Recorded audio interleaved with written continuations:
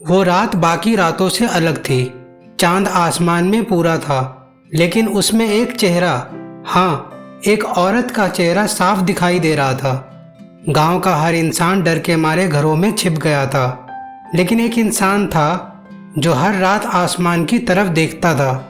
उसका नाम था अमन, एक गरीब चित्रकार। अमन बचपन से हर रात उस चांद को देखता था। कभी उसे लगता वो चेहरा मुस्कुरा रहा है, तो कभी वो आंसुओं में डूबा होता।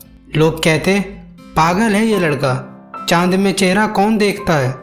लेकिन अमन जानता था वो चेहरा सिर्फ कल्पना नहीं, हकीकत है। एक दिन अमन जंगल में लकड़ी लेने गया था। उसी वक्त उसने आसमान की तरफ देखा। दिन का उजाला था, पर चांद साफ दिख रहा था और उसमें वही चेहरा। लेकिन इस बार वो चेहरा मदद मांग रहा था, जैसे कोई किसी कैद से निकलने की कोशिश कर रहा हो। अमन डर गया, मगर भीतर कुछ जल उठा। वो सोचने लगा, अगर वो चेहरा सच में किसी की आत्मा है तो शायद मैं उसकी मदद कर सकता हूँ। उस रात अमन गांव की पुरानी लाइब्रेरी में गया, जहाँ सदियों पुराने ग्रंथ रखे थे। वहाँ उसे एक धूल भरी किताब मिली, जिस किताब का नाम था चांद का कैदी। उस किताब में लिखा था, कभी चांद में एक रानी कैद थी, जिसे उसके अपने पिता ने श्राप दिया था कि हर रात वो चांद की परछाई बन जाएगी और सुबह होते ही धरती पर उतर आएगी, लेकिन कोई उसे पहचान नहीं पाएगा। अमन के हाथ कांपने लगे। क्या वही चेहरा उस रानी का है? क्या वो अब भी कैद है?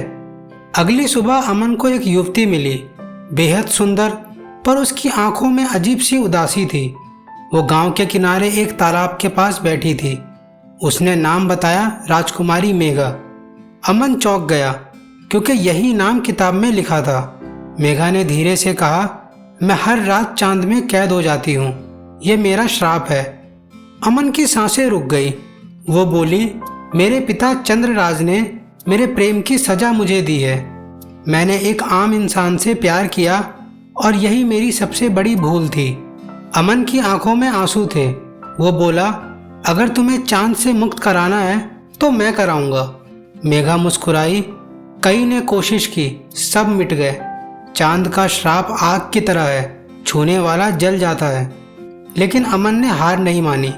वो हर रात चांद की रोशनी में चित्र बनाता रहा, और हर बार वो चेहरा बनाता और हर बार मेघा की आंखों से आंसू गिरते। धीरे धीरे दोनों में एक अनोखा बंधन बन गया।